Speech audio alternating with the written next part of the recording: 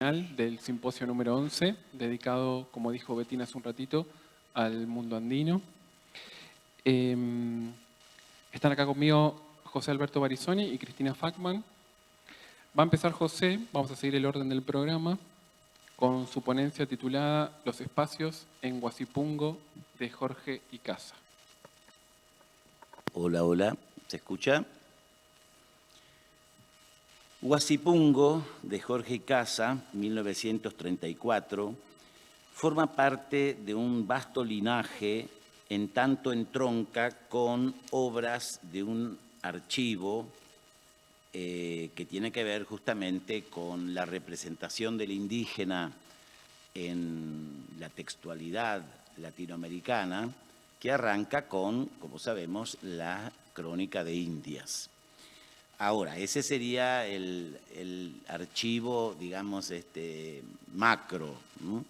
Después hay, más específicamente, dentro del archivo colonial, con un contraarchivo o con obras que forman parte de una impugnación del archivo hegemónico, como, por ejemplo, para citar un caso, el más emblemático, el de El padre Las Casas, la brevísima relación de la destrucción de las Indias. Eso en un plano general, ¿no? Es decir, hay toda una tradición textual, un linaje, que partiendo de las crónicas se hace cargo de la representación del indígena y de su mundo en los textos. Algunos son literarios y otros, como sabemos, no. Ya desde las crónicas tenemos esa heterogeneidad discursiva. Ahora, más restrictivamente, dentro del plano literario, también hay otro archivo incrustado en el anterior que tiene que ver con lo que la crítica ha llamado tradicionalmente novela indianista, novela indigenista. Bueno, ahí hay una confusión terminológica porque un célebre libro de Concha Meléndez del año 34, el mismo año que aparece Huasipungo, ella, bajo la denominación de indianista, incluye todas las modalidades, pero críticos posteriores establecieron matices entre la narrativa indianista, la narrativa indigenista, y hay quienes hablan de un neoindigenismo, ¿no?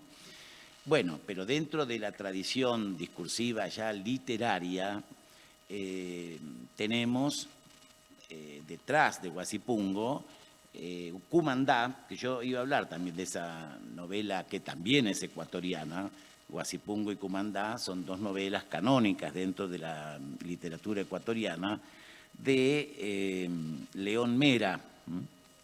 Esa novela está en el origen, como también Enriquillo, una novela de Galván del siglo XIX, están en el origen de un archivo que luego se desplegará en una larga tradición, la de la narrativa indigenista o indianista, indigenista, que forma un corpus que después se despliega en el siglo XX a través de múltiples y diversas manifestaciones. Ahora, también, además de Cumandá, que es una novela que tendríamos que escribir al modelo de representación romántico, hay otra obra, de la cual no voy a hablar demasiado, pero que tengo que mencionar, de transición en este repertorio, digamos, en este archivo de textualizaciones del indígena, que es Ave sin nido, de Clorinda Mato de Turner, la peruana, que sería una obra, a mi juicio, que está entre la representación indianista y la representación indigenista, que es la que, para esta crítica tradicional, encarnaría la obra de Icaza. Ya, por ejemplo, Arguedas, José María, no Alcides, está en otra instancia de ese proceso, de ese linaje de representaciones. Pero una vez sin nido aparece, por ejemplo, ya la famosa Trinidad embrutecedora del indígena que había planteado González Prada en un famoso discurso que Mato de Turner escuchó y que rápidamente se aprovechó de él, benéficamente claro, que consiste en ubicar los problemas y enunciar y denunciar los problemas del indígena como derivados de un triple complot, ¿no?, de poderes fácticos y espirituales, ¿no?, que tienen que ver con el gobernador, el representante de la justicia y el representante del clero, es decir, el sacerdote, el gobernador y el juez. Bien, en el caso de Clorinda se vale sobre todo de muchos procedimientos románticos, pero ya comienza a incorporar algunos elementos del nuevo modelo, ¿no?, dentro de la narrativa va a ser predominante, que es el realismo. Bien, ahora más allá de las diferencias de tema, de tono, de propuestas, de fines narrativos, de modelos de representación, tanto Cumandá como Huasipungo, como también, por supuesto, la obra de Clorinda Matto, comparten el género, son todas novelas, la temática indígena, pero también comparten aquello que Cornejo Polar definió también, ¿no?, que esa categoría de heterogeneidad cultural. Es decir, así como la crítica tradicional se encargaba de señalar las diferencias en el enfoque, en las intenciones, como, digamos, observando que en la novela indianista se presentaba el exotismo, el carácter de color local, un indígena desproblematizado, inmerso, bueno, en el caso de Cumandá, en la Amazonia, digamos, casi en un estado de naturaleza. Había una estilización, una estetización, una idealización de ese personaje. Clorinda Matto ya comienza a mostrar una visión un poco más crítica de la situación del indígena y, por supuesto, en Huasipungo eso se va a acentuar y va a presentar una versión más realista, tomando este término muy entre comillas, ¿no?, del indígena y, por supuesto, del contexto en el que se mueve. Pero de todas maneras, más allá de las actitudes de los autores históricos o de los narradores, que en los tres casos son una extrapolación del sujeto histórico escritor, en el caso de León Mera, que propugna una especie de teocracia dentro de una concepción católica tradicional de reivindicación del indígena y demás, dentro de la visión más crítica de Clorinda Matto y de absolutamente crítica de Icaza. Más allá de todo esto, las tres constituyen, como tantas otras, expresiones de lo que se llama la literatura heterogénea, porque lo único indígena es el referente, es decir, el indígena no es un sujeto de la enunciación, es un sujeto del enunciado, es un personaje que está representado por un autor, bueno, blanco mestizo, por un autor que escribe en castellano, más allá de las incrustaciones de palabras que van a figurar, como se dijo hace un rato, en un glosario final. Es el caso de Ave sin Nido y también de Huasipungo.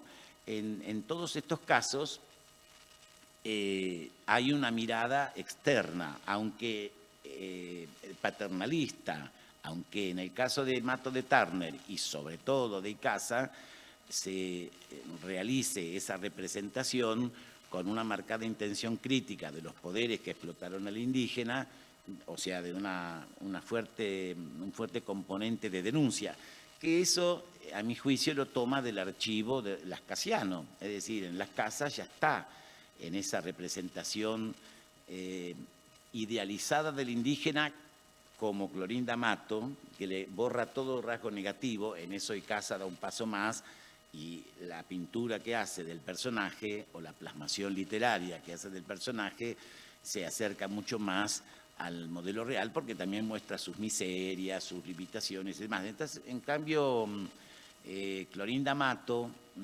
está más cerca de Las Casas, que con la intención de revitalizar y reivindicar el personaje le borra toda arista, digamos, fáctica, ¿no? Y y procede a una idealización.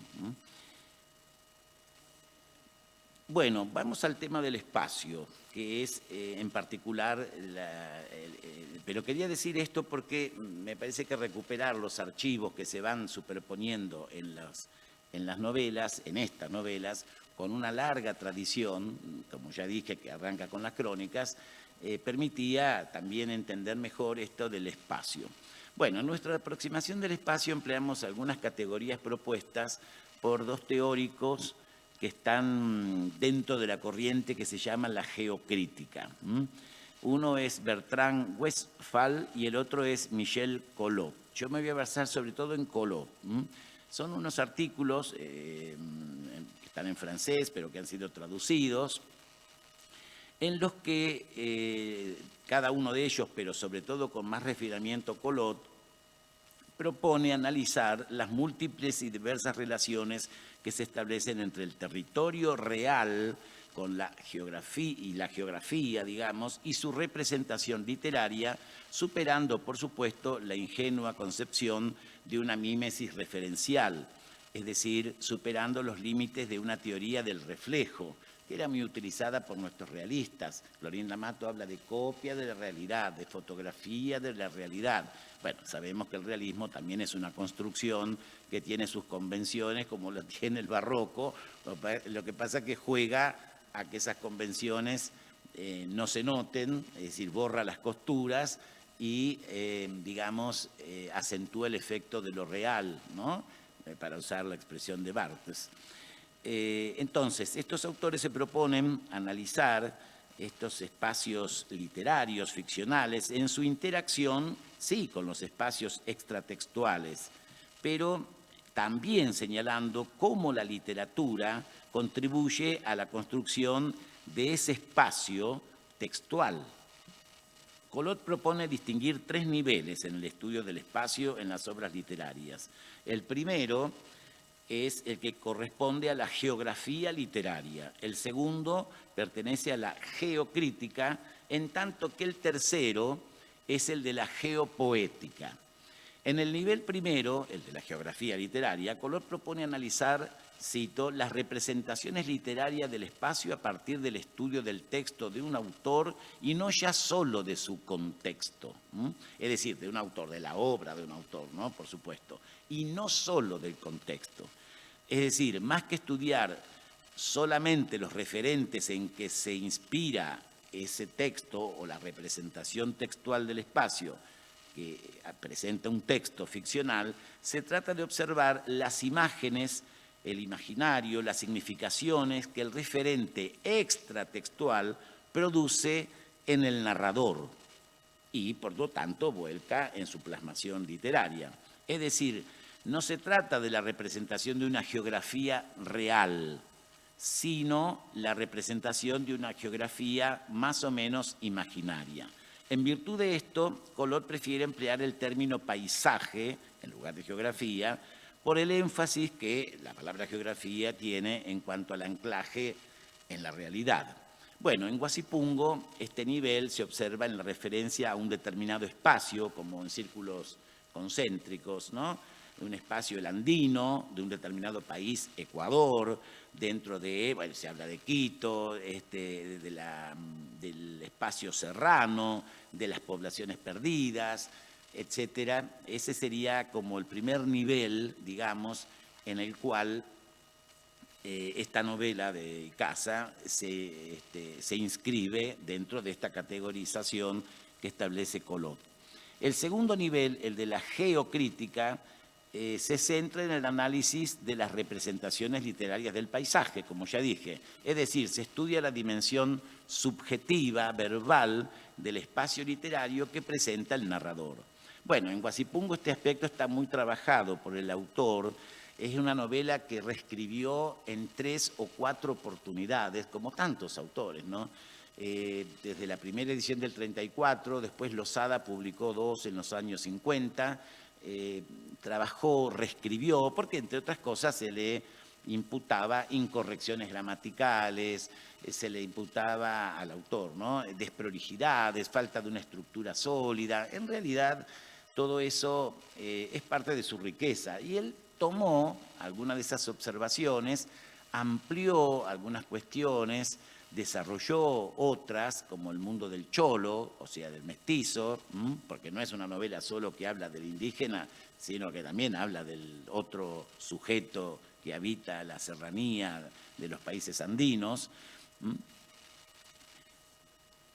Pero esa representación en esta novela no consiste en descripciones minuciosas de índole documental, de subrayada referencialidad, sino que las representaciones están atravesadas fuertemente por el imaginario y los ideologemas que el narrador pretende transmitir, que son los que yo enuncié, ¿no? Es decir, la denuncia de la explotación del indígena por el gamonal y por el terrateniente, por la intervención del sacerdote que manipula toda la, digamos, la esfera de lo espiritual a través del terror y por la condena que pueden sufrir si no obedecen las órdenes del patrón. Es decir, pero eso está, que acá yo corrijo a esa crítica tradicional, que la veía dentro de un realismo medio ramplón, y no es así, ¿no? Es decir, el trabajo con la descripción es muy fino. Las descripciones no son, como dije hace un momento, de los lugares, es como en el Martín Fierro lo que hace José Hernández, que no está descrita la Pampa, como si lo hace Echeverría en La Cautiva, sino que hay el tono, el ambiente, el contexto, pero sobre todo por la modelización de los procedimientos estrictamente literarios, el uso de la imagen, el uso de la comparación, de la metáfora, de una cierta cadencia rítmica en el fraseo, de la repetición, que muchas veces es triple. Es decir, hay un manejo de los procedimientos y recursos literarios que modelizan esa representación de la realidad y la sacan de una mera copia o con pretensiones de reproducción de la realidad. Bueno, iba a ser una cita, pero en virtud del tiempo no, para que se viera eso. Y el tercer nivel que desarrolla Collot es el poético. Eso es interesantísimo porque él quiere ver cómo las formas literarias, los géneros literarios y demás también inciden en la reconstrucción de los paisajes. Es decir, que según el género, según, por ejemplo, él habla de la página blanca de Mallarmé, de toda la utilización del espacio, pero ahora del espacio de la página, del texto, del soporte material, también va a tener una significación y un uso por parte del autor. Entonces él pone, bueno, un francés, toma obras de su propia tradición. Y nosotros vemos cómo en este caso el género o subgénero novela también condiciona la construcción del paisaje. Dentro de la novela es una narrativa testimonial que pretende o que tiene ese objetivo, pero que le va dando a esa representación de los lugares una poética. Bueno, termino con esto. Es decir, hay una superación de la mímesis realista como se la entendía, hay un despliegue de procedimientos que tienen que ver con la selección de los elementos, con el trabajo con la descripción, con todos esos recursos literarios que mencioné antes, que todos conocemos, por supuesto, que le dan un espesor muchísimo más estético a una obra que en primer término se impone con un carácter fuertemente o marcadamente testimonial, pero que es una novela, es una ficción. Listo. Creo que estuve bien, ¿no? No me pasé, ¿no?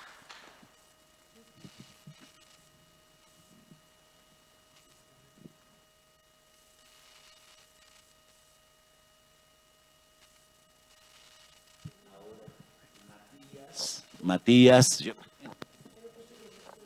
Hola, hola. Bueno, ahora vamos a escuchar a Matías Di Benedetto, nuestro coordinador, que va a exponer su trabajo. Sí, Gracias, el título, José. Matías, lo anuncias El vos. título del trabajo es Un viaje vegetal, extractivismo y trances chamánicos en las tres mitades de Inomoxo y otros brujos de la Amazonía, de César Calvo. En coincidencia y marcando algunas diferencias con la lectura que hizo el colega César Núñez ayer, les voy a leer la siguiente ponencia.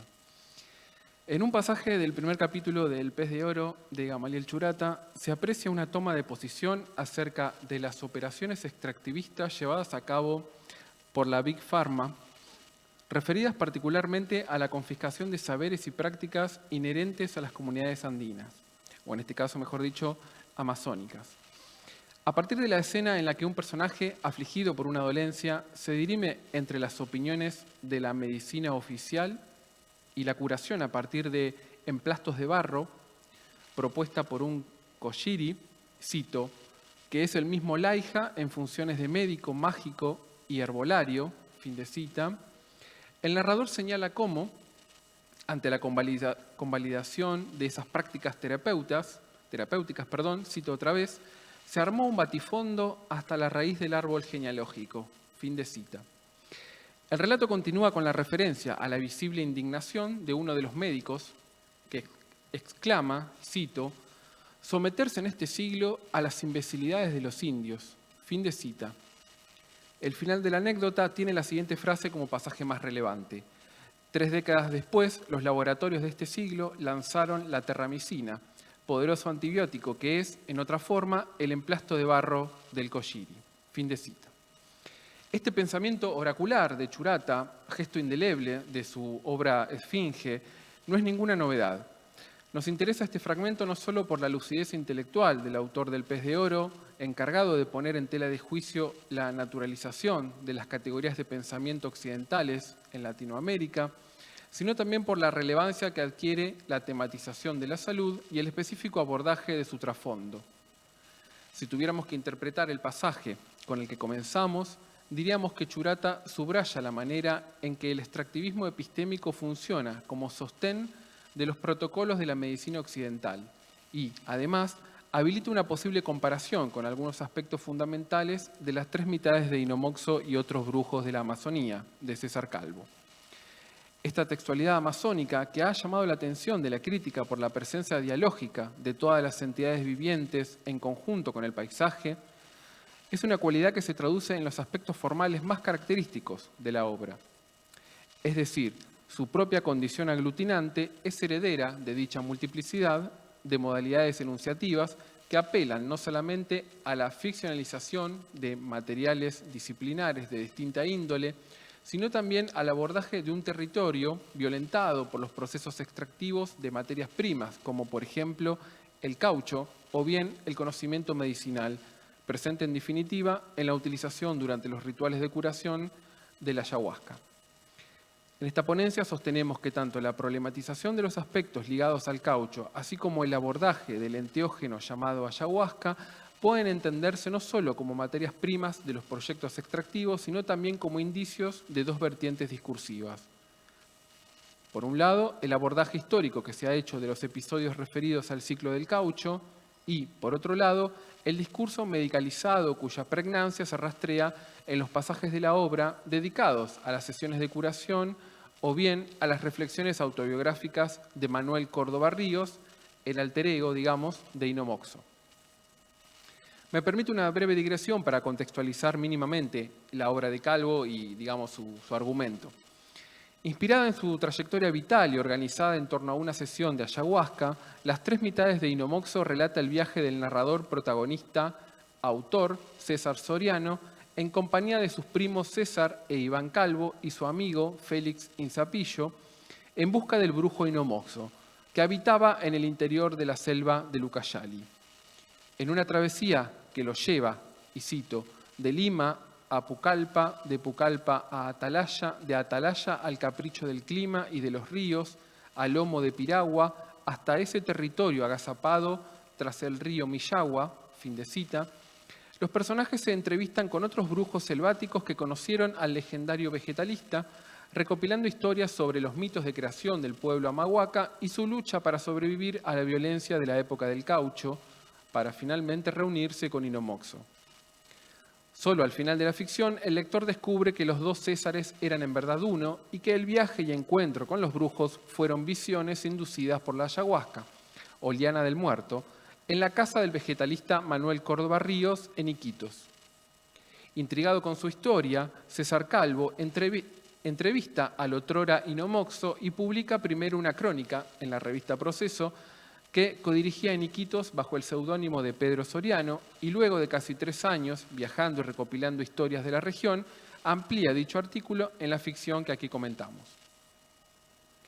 Volviendo entonces a las sustancias vegetales que nos interesan, vale aclarar que ambas van más allá de su simple mención. Se transforman en elementos fundacionales, claramente imbricados, de un dispositivo capaz de generar un doble movimiento al interior de la ficción. Es que el mareamiento producido por la ingesta de ayahuasca funciona en la ficción de Calvo como principio constructivo de su novedosa perspectiva historiográfica. La representación de esta planta alucinógena evidencia su utilización literaria al erigirse como una estrategia compositiva capaz de dar paso a una desconfiguración del abordaje progresista acumulativo de la historia de la Amazonía y, en el mismo gesto, permite la proliferación de relaciones intertextuales con otras obras literarias dedicadas también a esta región, como por ejemplo La sal de los cerros, de Stefano Varese, o El verdadero Fitzcarraldo ante la historia, de Zacarías Valdés. La presentación de la historia económica de la Amazonía, entonces, a partir de la extracción de caucho, tiene como método expositivo principal los efectos literarios del consumo de ayahuasca, sustancia que debilita el trazado, podría decirse viracocha, de la historia. Estos, los viracocha, señala en un pasaje el brujo Don Hildebrando, no ven, no tienen ojos de ver. Sí, en nombre del progreso fue que nos despojaban y nos baleaban, sostiene más adelante Inomoxo, invistiéndose de un nosotros que refiere a las comunidades.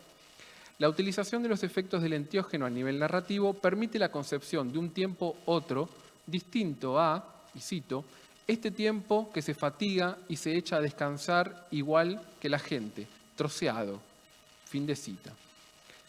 Para ser precisos, en este proyecto escriturario salta a la vista una instrumentalización de los alucinógenos que pone en entredicho tanto la epistemología del capitalismo extractivista, así como también convoca redefiniciones de la perspectiva historiográfica. La ayahuasca permite, nos animamos a decir, resignificar un método del montaje al hacer de las visiones que convoca una novedosa forma de asomarse a los hechos históricos ligados a la explotación del caucho. Si los fenómenos chamánicos resultan indisolubles de las secuelas de la irrupción colonizadora, ya que los conceptos mismos de curandero, vegetalista, sanador, chamán o brujo, por mencionar solo algunos, han sido elaborados mediante esquemas de pensamiento exógenos, carentes, por cierto, de cualquier ligazón con las cosmovisiones prehispánicas, o en este caso amazónicas, su consecuencia, sospechamos, es la comprensión de dichos saberes a partir de su homologación, con un desbordamiento perceptivo, que busca ser canalizado, orientado o transformado a partir solamente de una potencia estimulada que cruza límites multidimensionales. Al respecto, nos interesa transformar la figuración del devenir del brujo o del curandero en la condición de posibilidad de una conmutación de perspectivas, que ubican por encima de la técnica botánica, del imaginario sagrado e incluso de los conocimientos teóricos y técnicos, una gestión cultural de la embriaguez en tanto cifra del trabajo literario. Una tecnología de escritura basada en un recurso psicoquímico que hace de la presencia de las plantas maestras, como la ayahuasca, un lugar de enunciación disruptivo y a la vez reivindicativo de la cultura amazónica. En este sentido, los episodios referidos al extractivismo de caucho en dicho territorio selvático se vuelven los materiales con los que se pone en práctica un tratamiento de la sesión terapéutica del curandero menos cercana a su sola configuración como despliegue de técnicas sagradas que a la puesta en práctica de un recurso compositivo capaz de extraer una manera de contar del propio momento de trance. En la intersección entre alucinación e imaginación poética que la narración de Calvo construye, llama la atención la lógica expositiva inherente a la instancia visionaria. En el comienzo de las 3 mitades de Inomoxo se abordan eventos de carácter extractivista, a partir de una, y cito, licuefacción de los códigos en este caso los propios del discurso histórico o médico, podemos agregar, que serían pasados, ya que no por agua, por ayahuasca, fin de cita, como señala Néstor Perlonger. Si en el primer paratexto, titulado Envío, los enfrentamientos entre los caucheros y la nación amahuaca sirven tanto de marco histórico para la contextualización de las acciones, así como punto de partida del proyecto escriturario del doble autoral, ya desde ese momento inicial la preeminencia de las visiones gana consistencia. Así se sostiene, en consecuencia, la configuración inicial de la ficción, en cuyos pasajes observamos el dictado de Ino Moxo. Y les comento una cita. Porque en verdad este libro no es un libro, ni una novela, ni una crónica, apenas un retrato, la memoria del viaje que yo cumplí sonámbulo, imantado por indomables presagios y por el ayahuasca, droga sagrada de los hechiceros amazónicos. Debido a ello, acaso, esta relación se inicia con mis primeras visiones de ayahuasca, aquellas imágenes que nos despojaron la ruta del viaje, los senderos que Ino Moxo había dispuesto revelarnos. Fin de cita. Esas primeras visiones de ayahuasca se organizan a partir de un montaje de dos series. La propiamente enunciativa y asociada al registro propio del diario de viaje, y otra con una evidente inclinación hacia el rescate de materiales periodísticos, míticos e históricos. La secuencia es de un viaje marcado por encuentros sucesivos, en el que una trama sigue un patrón recursivo, incluyendo entrevistas y conversaciones con algunos de los 5 brujos o sus familiares, se intercalan con pasajes que hacen referencia a visiones experimentadas por el narrador u otros sujetos de la enunciación. Esta oscilación, que opera a nivel narrativo, motiva una posible teorización chamánica del método del montaje.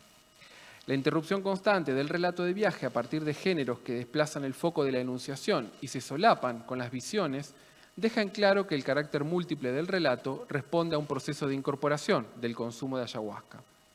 Hay así una inclusión de estrategias compositivas destinadas a resignificar la estructura narrativa que tienen al montaje como protagonista principal. Si se revisa de cerca el capítulo 3 de la ficción, encontramos un uso repetitivo de este procedimiento, el cual pone en relación los diálogos de los protagonistas con distintos pasajes de la obra de Zacarías Valdés, mencionada hace un ratito. A raíz de esta relación entre el uso de enteógenos y el propio trabajo de escritura que deriva en una poética, salta a la vista el delineamiento del consumo de ayahuasca en el contexto terapéutico como una actividad cuyo distanciamiento de la centralidad que adquiere el vegetalista acaba en la disgregación de toda su potencia visionaria. Según el poeta y antropólogo argentino recién mencionado, Néstor Perlonger, el encorsetamiento de la fuerza estática lleva a buen puerto la experiencia chamánica siempre y cuando se tenga en cuenta el direccionamiento de sus efectos alteradores, entendidos como garantía del viaje, literal y figurativo, vegetal. De ahí entonces la importancia otorgada a la guía de Ino Moxo, ya que la travesía por el escenario selvático anuda esta doble valencia del itinerario. Es decir, más allá de que en el final de la ficción se revele cómo el supuesto traslado de los personajes se pliega a los efectos de la ayahuasca, sus cuerpos permanecen con el brujo y nunca visitan la selva amazónica, puede decirse que la experiencia del consumo de alucinógenos se reviste de cualidades coincidentes con el relato de viaje.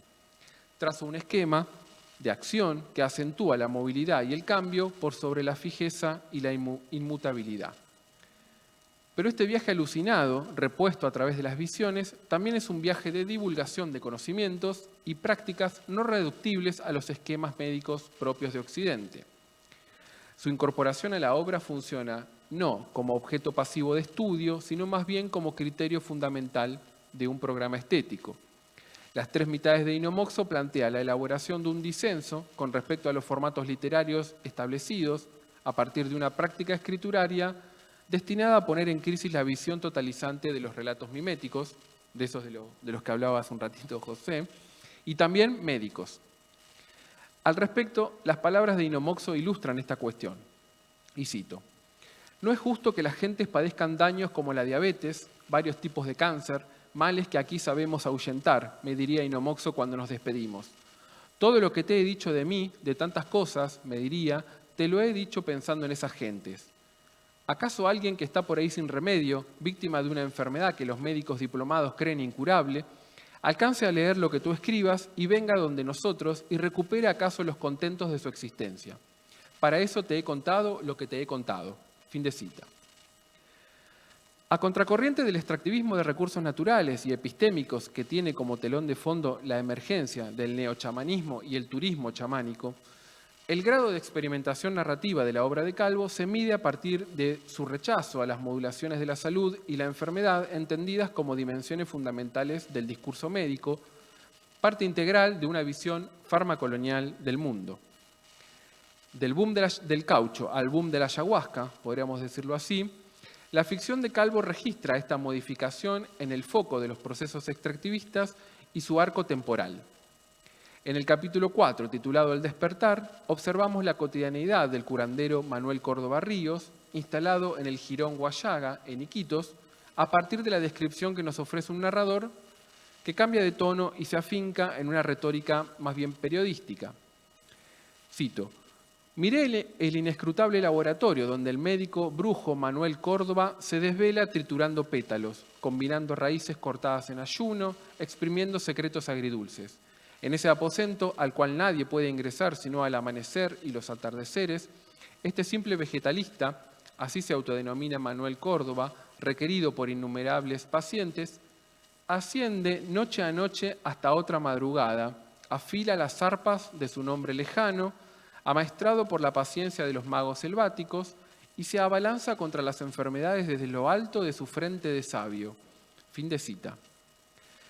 Al hacer énfasis no solo en los sujetos de la medicina occidental, sino también en el espacio más representativo de este tipo de reflexiones, es dable afirmar que esta mención del laboratorio alude a la dicotomía entre el adentro y el afuera con la que las prácticas científicas justifican sus predicciones, como señala Bruno Latour.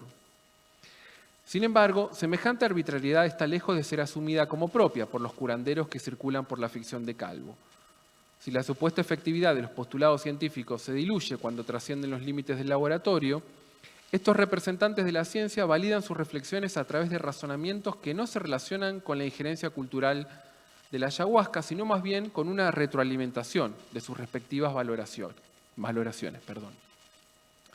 Cabe destacar entonces que, como destinatarios de los circuitos extractivos de saberes medicinales, el resultado es aún peor, ya que en los laboratorios se disipan elementos fundamentales de esos vegetales destinados a curar. Y cito otro pasaje, ¿no?, en donde toma la palabra este vegetalista. «Ese maestro me enseñó todas las cosas que yo sé acerca de los vegetales, algunas de las cuales puse en conocimiento de los laboratorios que trabajaban con la Astoria Co. De varios conocimientos que les transmití, ellos hicieron después remedios de frasquito, con su etiqueta, que ahora nos venden en las farmacias. Sé, por ejemplo, que han embotellado un anticonceptivo que les revelé y también un producto para la diabetes, aunque parece que el efecto de esos remedios es temporal, no es completo, como cuando yo los preparo sanamente, sin alterar la pureza y la confianza del vegetal. Ese es, pues, el secreto. Eso es lo que sabe el ayahuasca. A nuestras medicinas, tal vez más que poderes, lo que les otorgamos es cariño». Fin de cita. El personaje Córdoba Ríos, quien toma la palabra en este pasaje, reescribe el pasaje de Churata al que nos referimos al comienzo. Reconoce haber establecido relaciones con las empresas farmacéuticas y en ese mismo gesto da cuenta de lo infructuoso de este intercambio, debido a que la preparación industrial desecha la potencia sanadora, así como, de la misma manera, el distanciamiento con el consumo de la ayahuasca desemboca en el borramiento de un imaginario curanderil del que proviene la sustancia. En la dualidad entre los saberes y el cariño, este último concepto arraigado sobremanera en el discurso de los curanderos, se cifra la piedra de toque de los presupuestos teóricos expuestos por el curandero.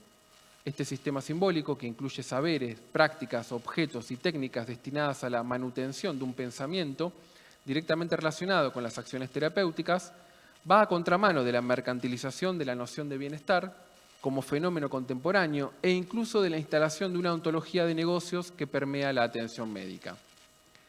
En conclusión, ya termino, esta obra de Calvo tiene como propósito principal efectuar un rechazo abierto tanto a la implementación de los modelos clínicos con los que se sostienen no solo los diagnósticos y los tratamientos médicos, sino también la industria farmacéutica, elementos que conforman el entramado fundacional del discurso medicalizado. Para hacerlo, se ubica en el centro de la ficción diferentes abordajes referidos al proceso curativo propiciado por el curandero capaces de restituir al paciente a una realidad más vasta, arraigada sobremanera en un esquema holístico.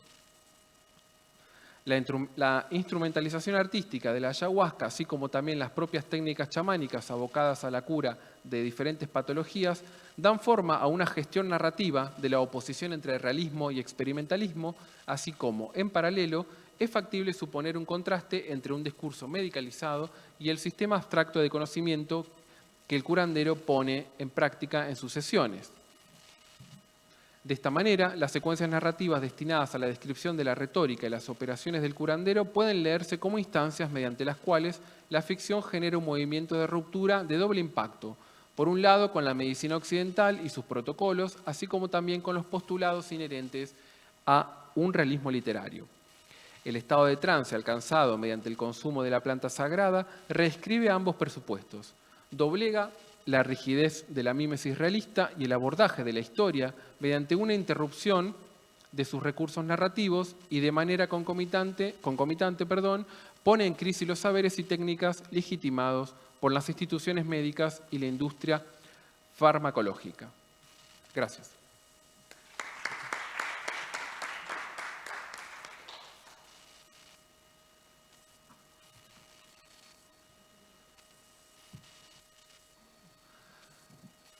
Ahora seguimos con la exposición de Christina Fackman, que tiene como título, bueno, lo vas a leer vos, ¿no? Sí, y va a estar acá. Muy bien, ahora lo van a ver en grande.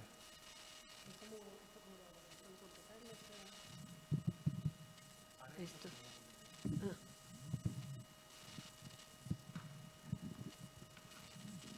Ahí se fue. Espera. Mouse, prefiero mouse.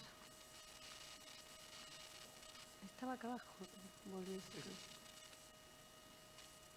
¿Por qué estaba? No sé. Ahí va. Bueno, buenas tardes. Bueno, entonces mi título cambia un poquito del que estaba en el programa. Me había propuesto hablar de 5 novelas y me pareció una barbaridad, así que quedó de Plebe y Periférica Boulevard a hablar con los perros, literatura y música en la abigarrada ciudad boliviana de La Paz. Y voy a leer. Desde hace unos años vengo estudiando en distintos textos de ficción narrativa contemporánea aspectos diversos que confluyen en la ciudad de La Paz, desde la relación de los sujetos con el espacio urbano hasta la representación de la oralidad, las lenguas y las hablas, pasando por las temporalidades y las tensiones que suscitan las relaciones sociales dentro y fuera de la urbe. Hoy propongo complementar estas lecturas con una nueva que involucra una escucha.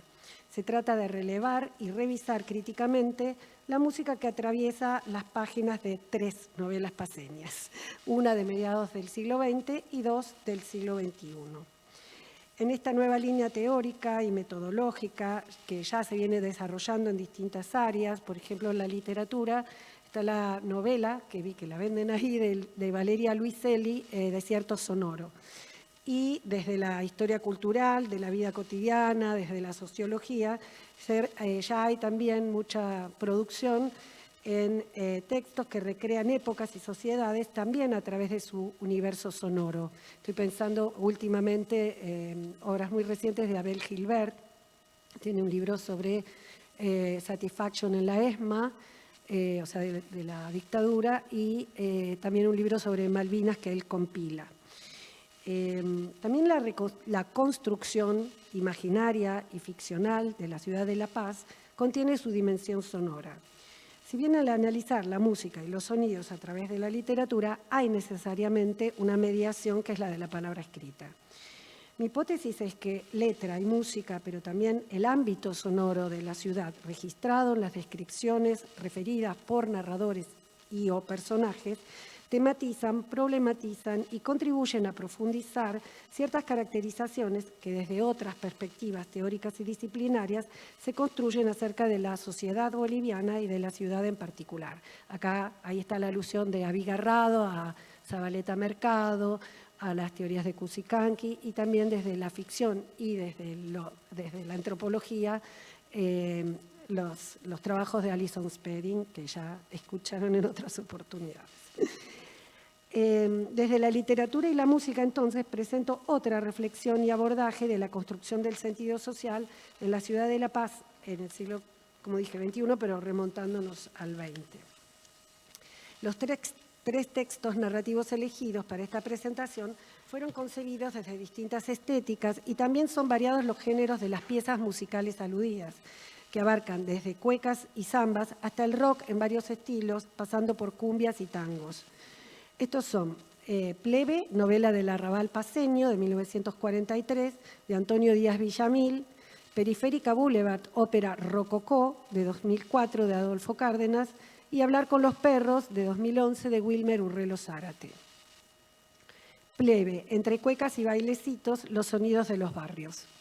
Así como en el Río de la Plata, autores como Manuel Gálvez y Roberto Alt retrataron de forma realista la ciudad de Buenos Aires y sus habitantes de los suburbios, inmigrantes, trabajadoras y trabajadores, prostitutas, proxenetas, inventores, jóvenes marginales, etc. En la ciudad sede de gobierno de Bolivia, La Paz, encontramos esta estética que es la que prima en novelas del siglo XX, sobre todo, como La tristeza del suburbio, que es del 37, de Claudio Cortés, y Plebe, la novela del Arrabal paceño. En ellas, los sonidos de las fábricas o de los talleres de oficios componen un universo sonoro que se suma al del elemento más primario de la oralidad, la voz humana. Plebe se inicia con una interpelación, un grito, una solicitud exclamativa. Casero, cómpreme usted, caserito, cómpreme usted, pues.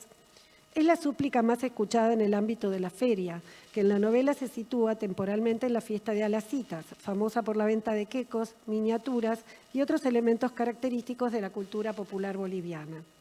Estas primeras palabras involucran dos cuestiones sociales fundamentales en la ciudad andina: la economía de la feria o el mercado, en la competencia entre los puestos, y la relación entre los sexos, pues a partir de este imperativo que lleva el pronombre enclítico me, se despliega un irónico diálogo entre la vendedora candicha y un cliente. ¿Cuánto vales, Cholita? ¿Acaso le digo que a mí me compre? Lo único que quiero comprar es una cholita linda como tú. Váyase usted de hacerse la burla de otras. El diálogo se enmarca en la larga descripción del aspecto físico general, aunque detenido en las zonas erógenas del cuerpo de Candicha, por parte de un narrador que en la actualidad sería cancelado, pues insiste en el poder de seducción y en la atracción que la vendedora ejerce en los transeúntes, motivo que entabla la tensión entre los pretendientes, opuestos en aspecto físico, étnico y de clase social.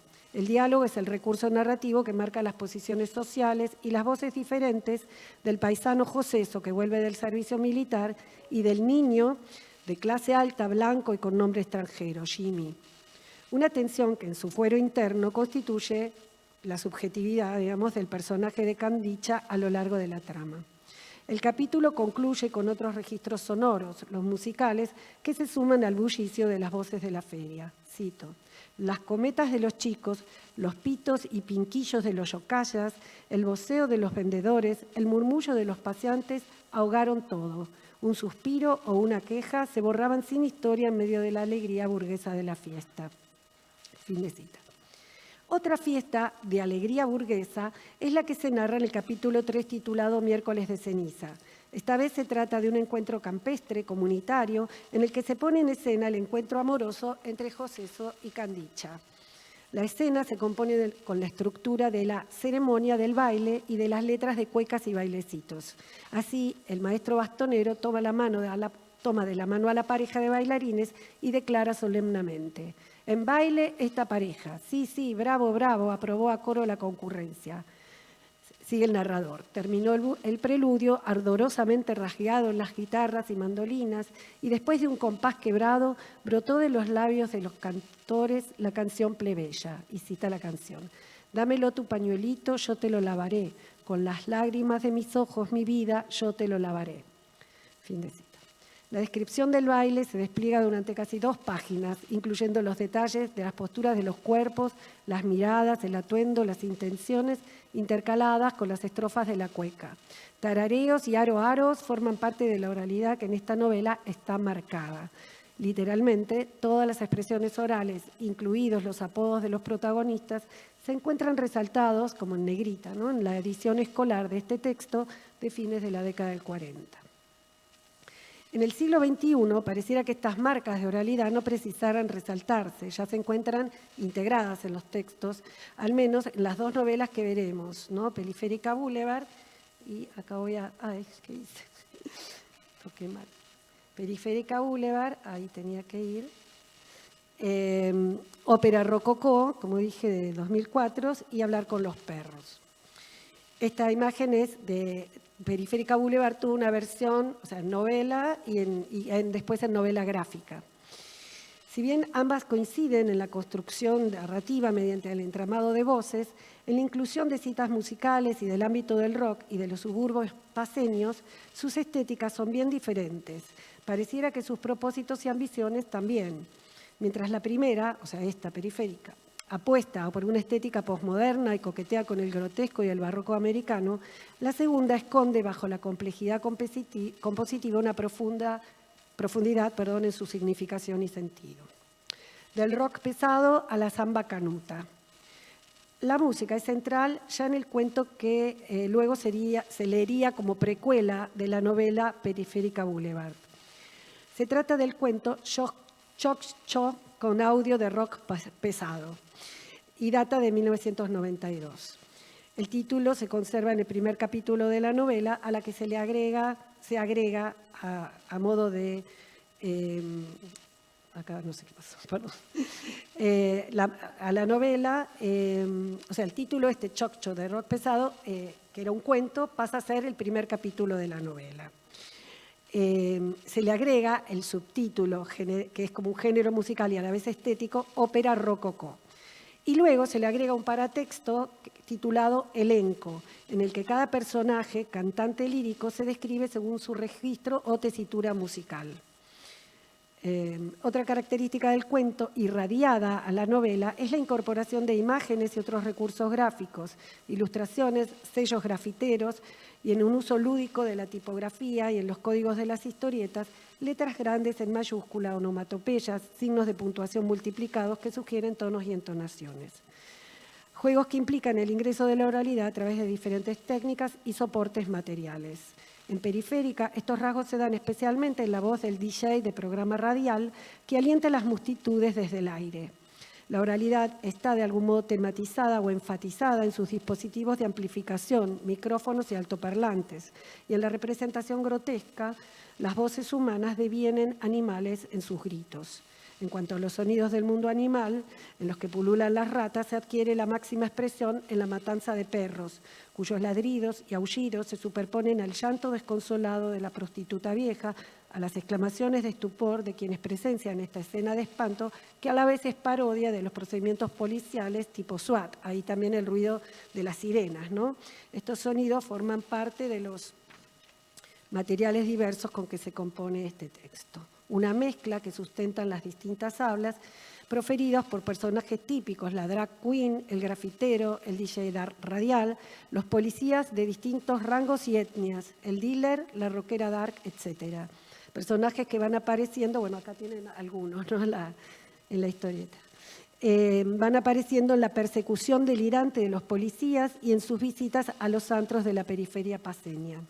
Pero también hay tensión entre integrantes de estas tribus urbanas. Si en plebe los feriantes competían por los clientes, en Periférica los grafiteros compiten por la propiedad de los murales, espacios que consignan las firmas y sellos de sus liderazgos callejeros.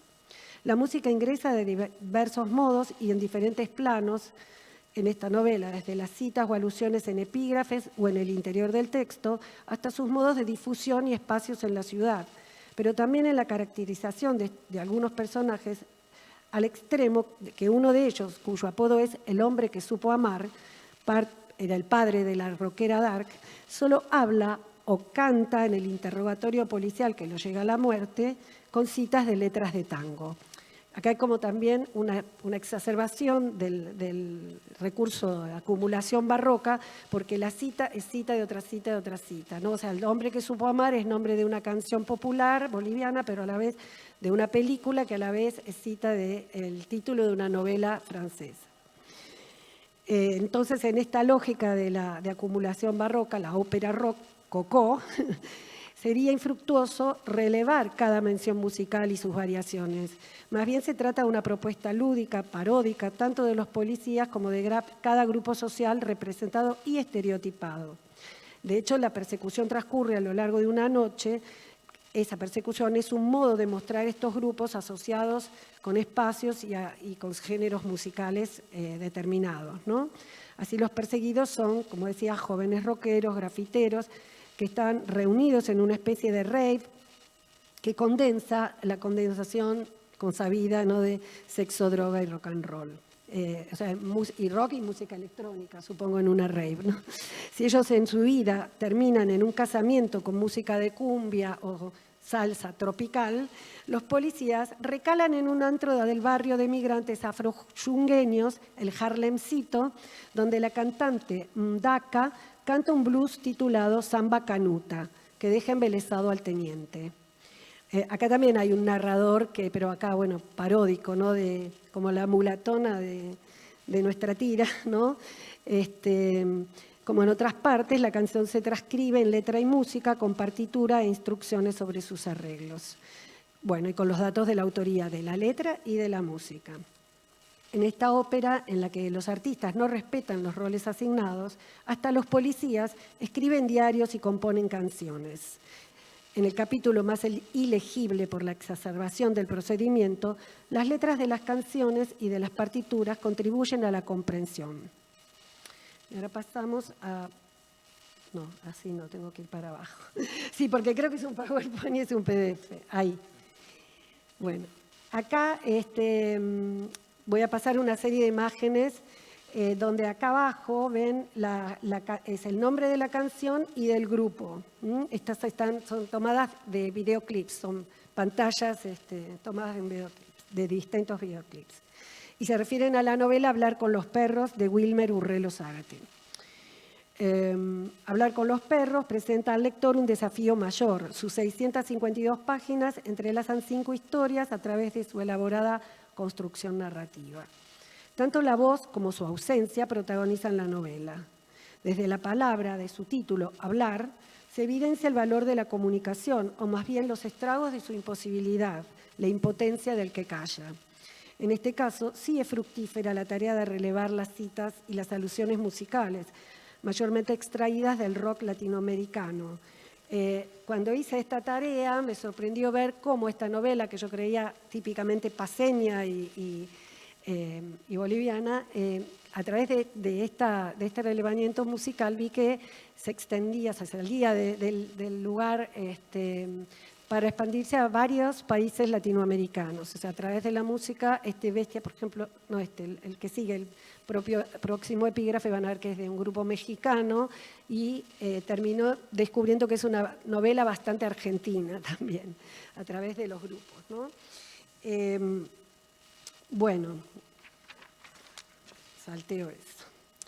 Entonces, el segundo de los epígrafes sería vuelve sobre el tema de la voz y es la cita de la canción Bestia del grupo Hello Seahorse. No tengo voz para decirlo, por eso vengo y te lo escribo. Recurso que adopta la protagonista, Alicia, quien de chica había perdido su voz después de un accidente en el que murieron sus padres. Habla por el lenguaje de señas, ¿no? Su otro recurso es la música. Bajo la influencia de su novio Axel, nombre que asociamos inmediatamente con el de Guns N' Roses, Alicia pasa de escuchar a los Backstreet Boys a grupos más dark como The Cure. Y con el teclado que el novio le regala cuando la abandona, forma su propio grupo Aguas Putrefactas. Su nuevo amigo, Perro Loco, también se refugia en la música para expresarse y zafar de la opresión. Perro Loco era el baterista de la banda Aguas Putrefactas. De la opresión, tanto de sus compañeros de escuela que le hacían bullying, como en la casa de su madre y la abuela que lo controlan todo el tiempo. O sea, él vive con la madre y la abuela. Del metal satánico al dark pop es el tránsito que recorre Perro Loco para seguir a Alicia, de quien está perdidamente enamorado. Un pasaje que vive con culpabilidad de traidor ante sus viejos compañeros del grupo satánico Belial 666. Los capítulos dedicados a él se titulan Biografía musical o algunos pasajes en la vida de Perro Loco. Perdón, estos son los brujerías, ¿no? Música y vida es una ecuación constante en la novela. Es que la música para estos jóvenes rockeros está íntimamente ligada a la búsqueda de su identidad, a tal punto que no solo el biografiado Perro Loco, sino también el narrador biógrafo se pregunta cada tanto, ¿quién soy yo? Como analiza Dick Hepditch, el rock les da a estos jóvenes una identidad en tanto pertenencia a una subcultura. El estilo, desde las remeras de rock y las botas de cuero hasta los tatuajes, es un modo de hacerlos sentir parte de una comunidad de pertenencia. Y en ese sentido, superar la soledad, la falta de hermanos en ambos protagonistas, el abandono del novio, la muerte de los padres, en el caso de Alicia. En la biografía de Perro Loco es explícita la supuesta salvación que le trae la música. Su primer amigo, el Cuervo, llega a su casa con un cassette de regalo. Allí cambia su vida para siempre. Las letras del grupo de metal satánico mexicano Brujería y su cantante Juan Brujo, que es el del medio, pasan a ser su guía espiritual. Se hace malo para asustar a sus compañeros que lo acosaban. Pero esa postura no le resulta exitosa con Alicia y en las situaciones de tensión, cuando le quiere hablar, se le cierra la garganta, le arde, se le traba la lengua, no le sale la voz. Nunca llega a decirle a Alicia que está enamorado de ella. Más que en otras partes de la novela, en las dedicadas a Perro Loco, la música cumple una función estructural, narrativa. Los epígrafes que la anteceden, tomados de letras de rock, reaparecen en el seno de estos capítulos justificando su elección. A tal punto es fundamental la música que se ha armado, esta playlist en YouTube. Ver estos videoclips, ya no hay problema. Ver estos videoclips, escuchar las letras, seguir los ritmos y las melodías de estas canciones, aporta otro modo de sumergirnos en la propuesta emotiva, afectiva de la novela. Como decía al comienzo, se trata de una lectura que es también una escucha. La última canción es Campanas en la noche, del grupo argentino Los Tipitos, y se cita doblemente en el epígrafe. Acá estoy, mi amor, de vuelta, he vencido. ¿Lo puedes creer? No existe el olvido, mi amor, no existe. Y en modo indirecto es exactamente la última oración del texto, o sea, la página 652. Y dice, y sí, como dice la canción, : por fortuna el olvido no existe, amor, no existe. El olvido aquí no se refiere solamente al amor, y es también y sobre todo el olvido de los hechos y de las personas que la historia oficial cayó y cubrió. En este caso, la historia de la Guerra del Chaco, la derrota de Bolivia frente a Paraguay, que tuvo lugar entre 1932 y 1935. Especialmente la historia del cerco de Boquerón, donde los bolivianos murieron de hambre y de sed, y los pocos que sobrevivieron lo hicieron comiendo carne humana. Es otra de las partes siempre entrelazadas de esta novela, sobre la que hoy ya no voy a hablar, pero que recupera en su registro sonoro también los sonidos de la guerra, la música con que despedían a los soldados en los andenes del tren, el ruido del hambre en la panza y, como dice otra canción, los tremendos sonidos del silencio. Y ya me callo.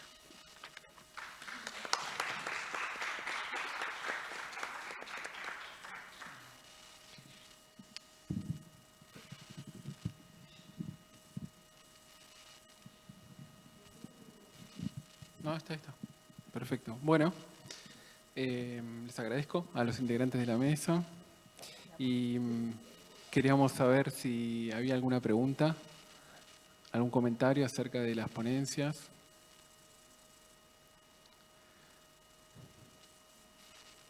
Yo tengo 2 comentarios. Bueno. ¿Querés empezar vos? Son 2 para José.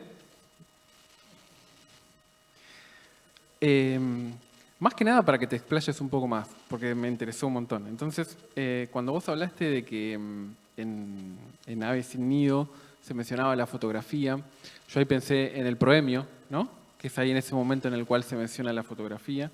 Si ahí no habría, pensaba yo, como una especie de reflexión de parte de ella con respecto al realismo como una especie de moral de la forma, ¿no? Porque ella ahí habla de la fotografía como técnica y dice algo así, no, vos te acordarás mejor que yo, de que la historia es el espejo y la novela es como una fotografía, ¿no? Entonces ahí me parece que hay como algo bastante adelantado por parte de ella de reflexionar acerca de esta técnica de reproducción, ¿no? Y después mencionaste al pasar y me gustaría que tal vez, no sé si lo pensaste, esta idea de que la novela, creo que lo dijiste así, borraría de alguna manera las costuras, ¿no? Usaste esa frase de la de borrar las costuras, y si tal vez eso no tendría que ver con la distancia con el referente indígena que planteaban esas novelas, o que podría plantear el indigenismo, ¿no? Como movimiento cultural o literario, como querramos llamarlo.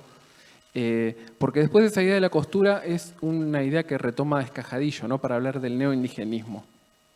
Esas dos serían esos comentarios. Pues.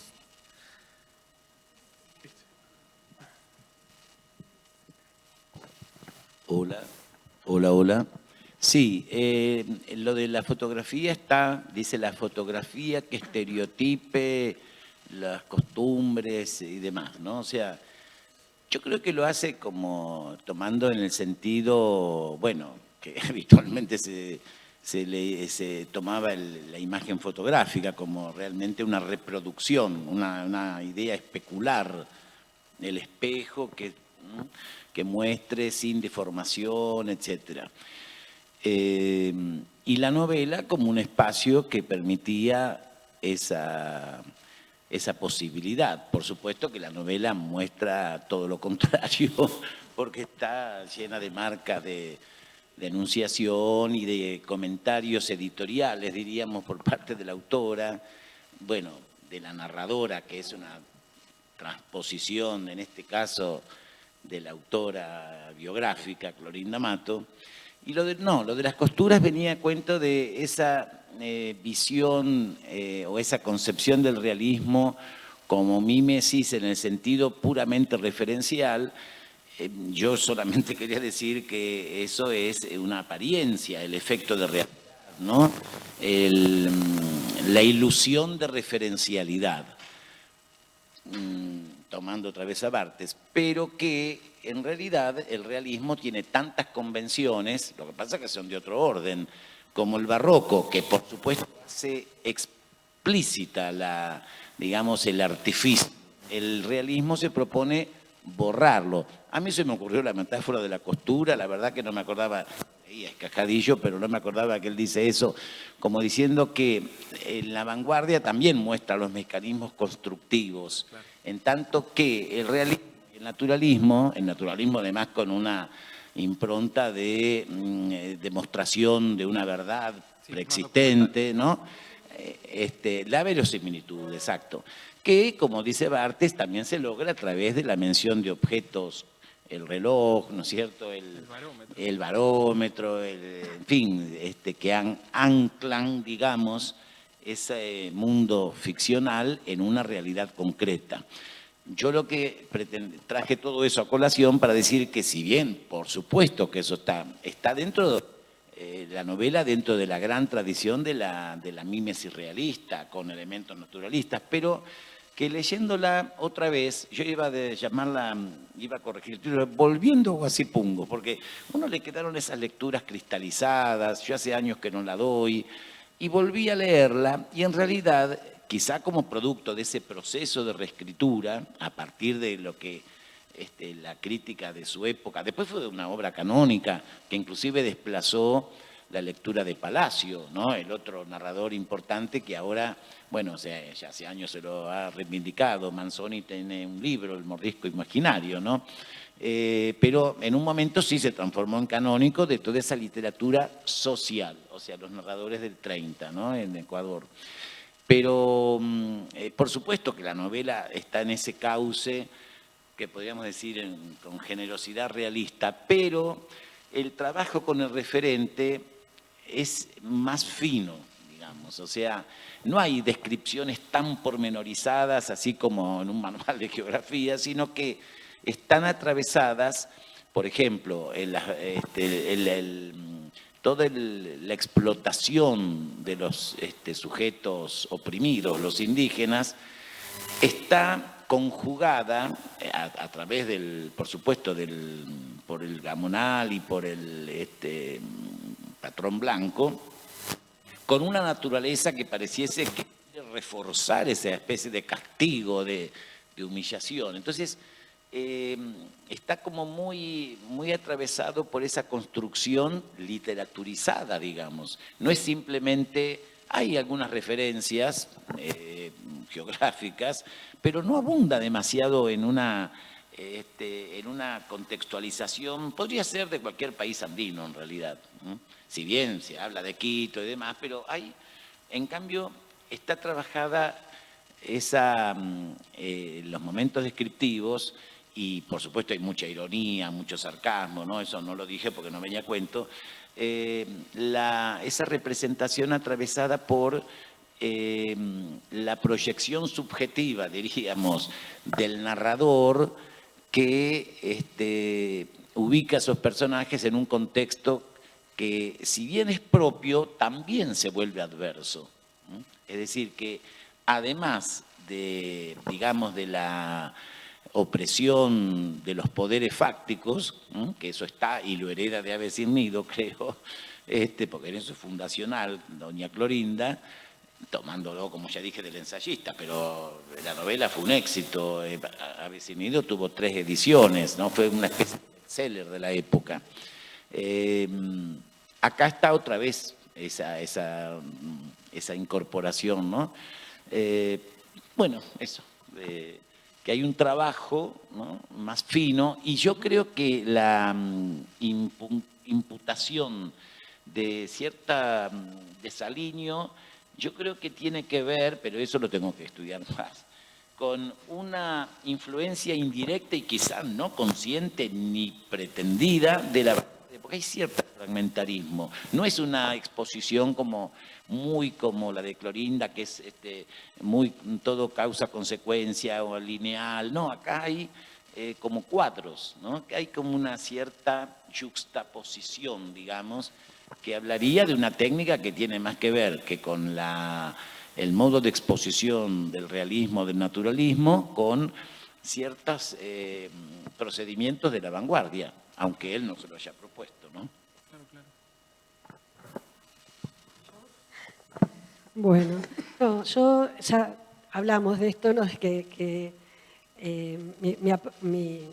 mi aproximación a tu tema siempre viene atravesada por Berlonger, y veo que lo has citado, creo que de poesía y éxtasis, ¿no? Cuando él habla de forma y esto de cómo hay que darle como una estructura. Sí. Pero también cuando dijiste lo de contar en trance, ¿se puede contar en trance? O sea, digo, ¿es simultáneamente?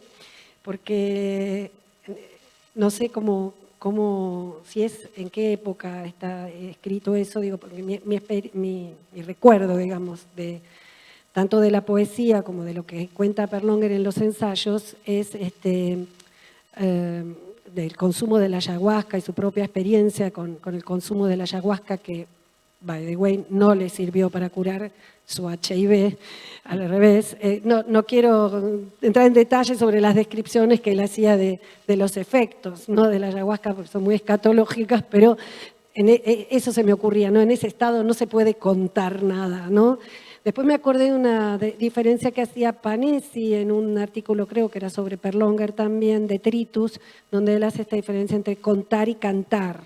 Y entonces pensaba, bueno, tal vez no se puede contar, pero sí cantar, por esos rituales, ¿no?, que hacían. Pero no sé, en el caso de tus autores no los leí. Y entonces pensaba, o será una diferencia temporal, lo de Berlonger fue a fines de los 80, principios de los 90, o espacial, fue en Brasil y no en Iquitos, o no sé.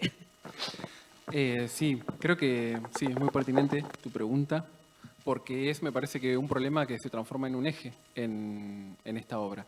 Las 3 mitades de Ilomoxo es del 81, o sea que no estaríamos tan lejos. Podríamos decir que hasta son contemporáneas, pero por lo que pude leer de Berlonger, claro, es otra espacialidad, es otro territorio, y a la vez creo que eso ya habría que entrar en detalles. Me parece que el culto del Santo Daime lo que tenía era una gran presencia de lo musical y de los cantos, como él lo describe en varias de sus ensayos, más que nada en Antropología del Éxtasis, en Poesía y Éxtasis. Yo no sé si él no podría contar, pero sí puede escribir poesía, como en Aguas Aéreas, ¿no? Esa podría ser como una... Es posterior. No, me imagino que en el momento exacto en el cual está experimentando con... No, yo creo que el trance obtura, digamos, porque obtura, digamos, el trabajo fino con... Claro, sí, el cuerpo está totalmente anulado en ese momento. Lo que hace Calvo, para ya remitirnos a la novela, bueno, es problematizar, como intento plantear en este trabajo o en otros, esta noción de trance y cómo el trance es productivo para abordar otras materialidades y otras formas de narrar, en este caso que yo traté de ligar con algo mucho más mimético, que tiene que ver con el realismo, pero tal vez también otras formas de abordar la historia propia de ese territorio, intentando que sea productivo y encontrando semejanzas con procedimientos, como decía recién José, procedimientos vanguardistas como el montaje. Hay ahí, y esto es algo que la crítica viene sosteniendo, es en lo que es la experiencia con esas visiones propias del consumo del enteógeno, hacen que sean similares al procedimiento del montaje.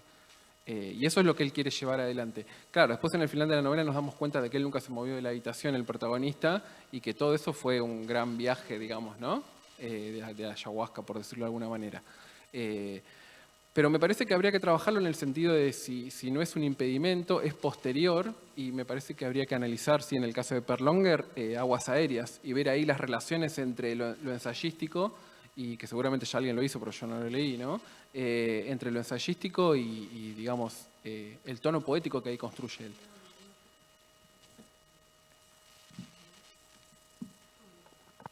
Para arriba. No. Ah, lo cortaste de ahí. Hola, ahí está. Ahí está. No, sí, obvio, en Perlongue sí hay esa conexión. Todo el libro Aguas Aéreas Claro. está escrito bajo esa... y como decía José, el imaginario. Eso me interesó un montón, la geocrítica, que hablaste de este autor francés, porque en ese caso también toda la poesía esa tiene este imaginario del Amazonas, que bueno, estéticamente es el neobarroco para él, ¿no? Pero con esa abundancia de selvática o de los ríos, de la energía y todo eso, lo transmuta en un estilo barroco. Pero sí.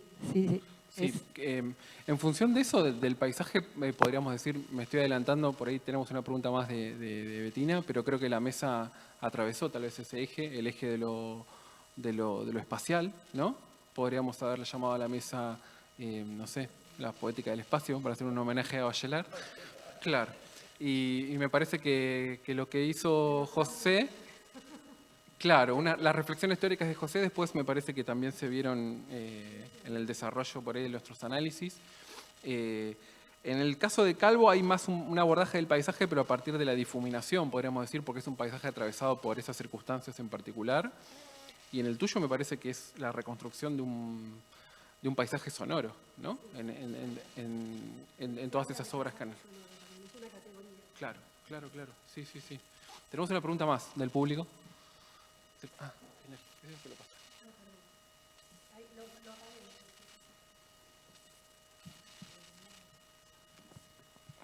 Para Cristina. Me parece interesante, es más que una pregunta, un comentario que lógicamente generará otro comentario de tu parte.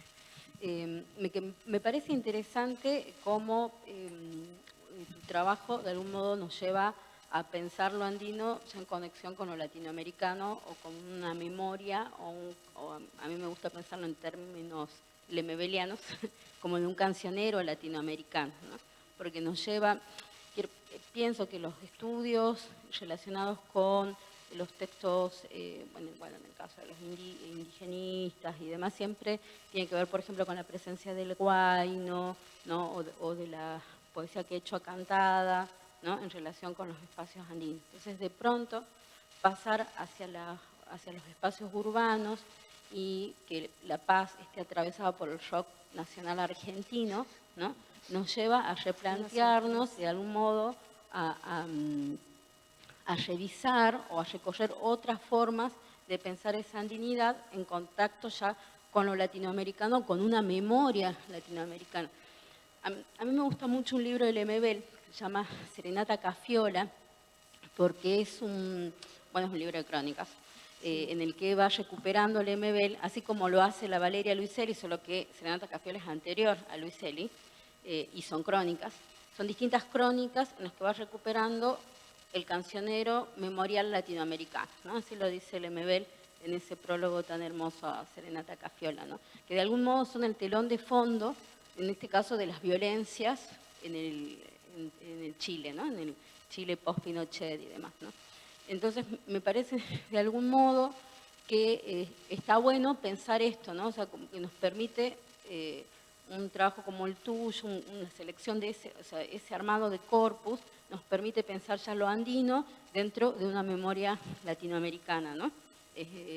Y no solamente andina, como lo venimos relevando, porque también es importante, por supuesto, pero quiero decir, es como que esto nos abre algunas nuevas aristas, ¿no? Qué sé yo, La Paz atravesada por los tipitos. Sí. Sí. Cuando dijiste cancionero, bueno, lo primero que se me viene es, lo que yo asocio con cancionero siempre es folclórico, ¿no? El folclore o los cancioneros patrióticos, no sé, los himnos, ¿no? Pero ahora cuando mencionaste lo de Lemebel, Cafiolo, obviamente para nosotros nos remite al lunfardo, ¿no? Y al tango. Y el tango también tuvo su época de proyección latinoamericana, y no sé, mi amiga de Puerto Rico que decía que su mamá, o vino ahora una amiga de Bolivia, de La Paz, y decía, le estoy llevando vinilos de tango a mi mamá, ¿no? Estaba buscando en Buenos Aires vinilos de tango, pero a todos. Sí, claro, pero la palabra, digo, no el título, que el título es texto de Cafiolo, porque además te lleva a una música, o sea, más allá del tango, al lunfardo, ¿no?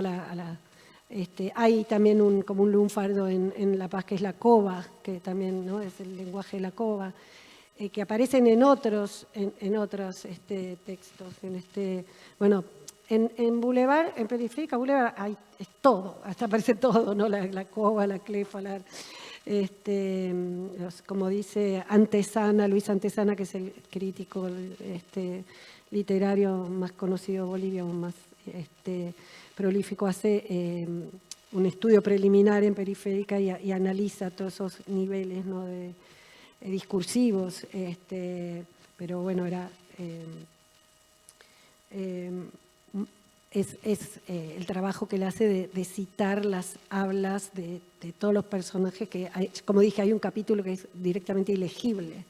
Entonces, gracias a la novela gráfica y gracias a la música es que yo pude por ahí llegar a entender ese capítulo. O sea, o a decidir, bueno, no importa, este capítulo me lo puedo saltear y sigo igual, ¿no? Pero bueno, a ese extremo. Pero bueno, con respecto a lo que decís de la memoria, también, ¿no? Es otra forma que además son experiencias que, como vimos hoy y ayer, ¿no? En Perú, que coincidieron, ¿no? Con las violencias del Cono Sur, ¿no? Por ejemplo, durante la dictadura o después en Perú con la violencia política. En Chile, en Perú, en Bolivia, y entonces están hablando por ahí de Perú, de Chile, pero también remiten a las teorías de Elizabeth Chelín o de todo lo que se trabajó en Argentina sobre el tema de la memoria. Digo, así como por ahí también sería la teoría o la crítica, otras formas, así como la música de poder compartir o explicar esas experiencias.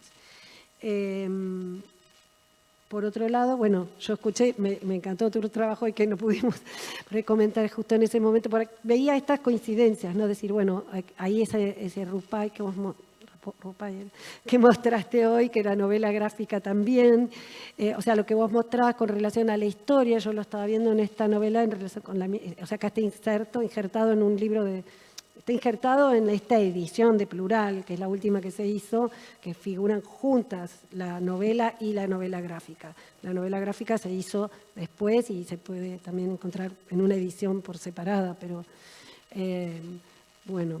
Y después se hizo la playlist que le hizo un lector, un chico, un lector, y está en YouTube, la pueden buscar. Bueno, digo que, nada, aludía al trabajo de Bettina porque me parecía que unía también los dos, el simposio y los temas que podemos encontrar en común, ¿no? Nuestro grupo de estudios andinos. Bueno, no sé si hay alguna otra pregunta.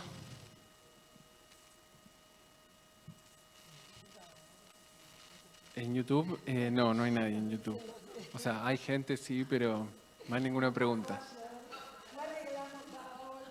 ¿Algún familiar? ¿Algún amigo? Sí. Bueno. Sí, estamos pasadísimos, sí. Así que les pedimos disculpas a la organización. Bueno, gracias por escucharnos y por la paciencia.